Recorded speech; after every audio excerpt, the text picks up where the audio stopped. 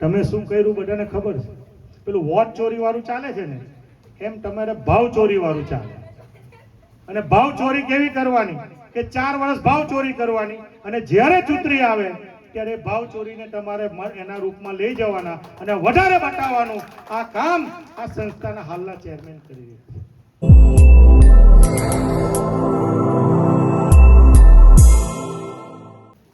કે ભાઈ દર્શનભાઈ આજે તમને મળવા માટે આવ્યા છે ખેડૂત પુત્ર તરીકે.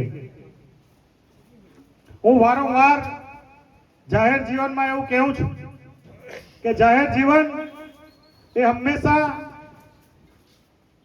સમાજમાં લોકોને મદદરૂપ થવું, લોકોની સાથે સારો વ્યવહાર કરવો, લોકોના પ્રશ્નમાં સાથે ઊભા રહેવું અને સામાજિક ભાવના કેળવીને લોકોના સુખ દુઃખમાં કાયમ આગળ રહેવું, એનું જાહેર જીવનના મૂલ્યો એને કહેવાય. વિચારધારા હોઈ શકે. હું જાહેરમાં આજે પણ કહું છું કે પહેલી મારી વિચારધારા ખેડૂત પુત્ર તરીકેની વિચારધારા છે. અને ખેડૂત પુત્રની જ્યારે વાત આવતી હોય તો મને કોઈ પક્ષના બંધન નડતા નથી ને હું કોઈ પક્ષના બંધનમાં માનતો નથી. જ્યારે રાતના 10 વાગે જીઆઈપીસીએલ ને જ્યારે ગામ સંપાદન કરવાની વાત હતી ત્યારે મહેશભાઈ સાક્ષી છે કે મેં કોઈ દિવસ રાજકીય વિચારધારાની, પરંતુ ગામના લોકોની સમસ્યા, ખેડૂતોની સમસ્યા હોય તેની વચ્ચે ઉભા રહીને સરકારની સામે પણ શું કોઈ પણ તંત્રની સામે લડવા માટે અમે ભેગા થઈએ. સમગ્ર નદીની આજુબાજુનો પટ્ટો, લાંબો પટ્ટો, એ સાયન્સ સુગર ફેક્ટરી હોય, બારડોલી સુગર ફેક્ટરી હોય, મળી સુગર ફેક્ટરી હોય, કે આજે તમામ સુગર ફેક્ટરીને પુરવઠા આપવાનું કામ આ ગલા, તાપી નદીના આજુબાજુ લોકોના વિસ્તારના લોકો કરે છે. ચૂંટણી કામરેજ સુગરની છે. આપણે ભૂતકાળને યાદ કરીએ કે આ વિસ્તારમાં જ્યારે બાગાયતી ખેતી થતી હોય ત્યારે શેરડી પકવતા ખેડૂતોને પોષણક્ષમ ભાવ મળે, ટ્રાન્સપોર્ટેશનનો વહીવટી ખર્ચ ઓછો થાય, શેરડીના કોલાવાળા શોષણ ઓછું કરે, ખાનગી શેરડીવાળા શોષણ ઓછું કરે.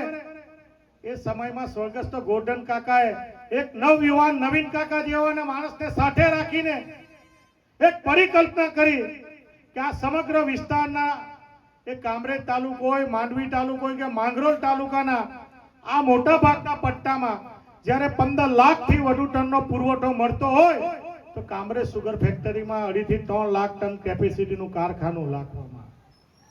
રાત દિવસ જોયા વિના જે જમીનો હતી એ જમીનો બેલેન્સિંગની હતી, એ જમીનોને પણ સરખી કરી રાત દિવસ થાણું બનાવીને, ઘર બનાવીને આ સંસ્થાની પરિકલ્પના કરી અને પોતાનું લોહી રેડીને કામરેજ સુગર ફેક્ટરી ચાલુ કરી.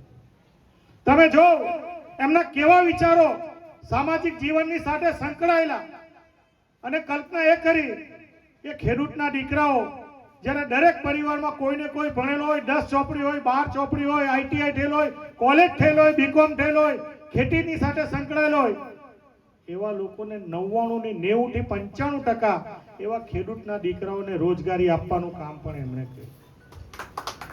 અને એટલા માટે કરેલું કે બંને ગાલાના 2 પૈડા છે કે સંસ્થાની સાથે સંકળાયેલા બોર્ડ ઓફ ડાયરેક્ટરો અને જો ખેડૂતના દીકરાઓ બંને સમન્વય કરે તો પ્રમાણિકતાથી, નિષ્ઠાથી અને પોતાનું છે એમ કરીને વહીવટ પણ ચાલે અને એ જ રીતે કર્મચારીઓ કામ કરે.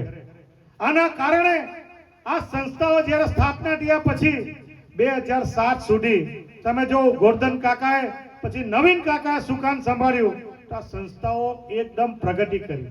સાયન્સ સુગર ફેક્ટરી કરતા પણ ભૂતકાળમાં ભાવો વધારે આપવાનું કામ આ નવીન કાકાએ કરેલું. 2003 અને 2006 સુધીમાં તમે જો કે સંસ્થાના સારો વહીવટ કરીને લગભગ 2003 થી 2006 સુધીમાં 10 કરોડ ને 65 લાખ રૂપિયાનો ઘસારો કરીને આ કામરેજ સુગર ફેક્ટરીના ઉચ્ચ દરજ્જે મૂકવાનું કામ આ નવીન કાકાની ટીમે કરેલું છે. એને એવું લાગ્યું કે મારે આવનારા દિવસોમાં જેમ ગોરધન કાકાએ મને આગેવાન બનાવીને પ્રમુખ બનાવ્યા છે, મારી પણ એ પરિસ્થિતિ છે, મારે પણ નવા યુવાનોને આ સહકારી સંસ્થાને ખેતીમાં સાથે જોડીને આ સંસ્થા ફરીવાર મજબૂત થાય, આ સંસ્થામાંથી લોકોની રોજી રોટી ચાલે. 45,000 કુટુંબોનું જ્યારે કલ્પના કરો સભાસદ તરીકેનું હોય, ટ્રાન્સપોર્ટની લગભગ 200 થી 300 જેટલા પરિવારો જીવતા, 12,000 જેટલા તમારા પરિવારો જે ડાંગ જિલ્લો કે મહારાષ્ટ્રમાંથી આવીને નાના નાના પરિવારો જીવતા હોય, એવા પરિવારોને જો આવનારી પેઢી એને ચલવી શકે એના માટે 2 વખત નવીન કાકાએ ભાઈ ચેરમેન શ્રીને બિનહરીફ બંને ટર્મ વખતે બનાવીને ચેરમેન બનાવવાનું કામ કર્યું. જો એના પેટમાં કઈ એ ઓટે, એના પેટમાં કઈ કારું ઓટે, તમને ભરેલી ગાલી સોંપેલી હતી અને તે દિવસે જો એને એવું લાગતે તો એના પરિવારમાંથી કોઈને એવું કહેતે કે મારા પરિવારમાંથી કોઈને ચેરમેન બનાવું, પરંતુ એમણે એ કલ્પના કરી નથી. મારો 45,000 પરિવારનો સભાસદ છે, એ નક્કી કરશે, મારા વિસ્તારના લોકો નક્કી કરશે કે મારા પરિવારમાંથી કોઈને ચૂંટીને મોકલવું કે નહીં મોકલવું. એ પરિકલ્પના નવીન કાકાની છે. દુઃખ થાય છે કે આવા પરિવારની સામે તમે પરિવારની વાત કરો છો. સુગર ફેક્ટરીની પરિસ્થિતિ અલગ અલગ છે. 5 લાખ ટન શેરડી ભૂતકાળમાં પણ કામરેજ સુગરની પીલાતી હતી, હાલમાં પણ પીલાય છે. પુરવઠો કેવી રીતે આવે છે, કઈ જગ્યા આવે છે, કોના માટે આવે છે, એ બધું અમને ખબર છે.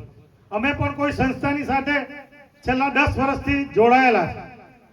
સ્વાભાવિક છે કે દર વર્ષે જે ક્રશિંગ થતું હોય, એ ક્રશિંગ જે થતું હોય, એ ક્રશિંગનો છેલ્લે આંકડો જે કોઈ આવતો હોય એનો વહીવટી ખર્ચ, ઉત્પાદન ખર્ચ બાદ કરીને જે ખાણ પેદા થાય છે, ડિસ્ટિલરીની જે આવક હોય, ઇથોનોલની જે આવક હોય, જે બગાસની જે આવક હોય, એ આવકમાંથી ખર્ચનો વહીવટ બાદ કરીને જે ફંડોની જોગવાઈ છે, એ ફંડોમાં જે નફો બતાવીને બાકીના જે પૈસા રહે તો તે વર્ષમાં જે ખેડૂતોએ શેરડી રાખેલી હોય એ ખેડૂતોને તમારે સારો ભાવ આપવો જોઈએ, એવું સંસ્થાના નીતિ નિયમોનો અને જે ટ્રસ્ટીશીપ તરીકે અમારા જેવા કામ કરતા હોય એ બોર્ડની સંસ્થાના પ્રમુખ કે બોર્ડના ડાયરેક્ટરની જવાબદારી હોય છે.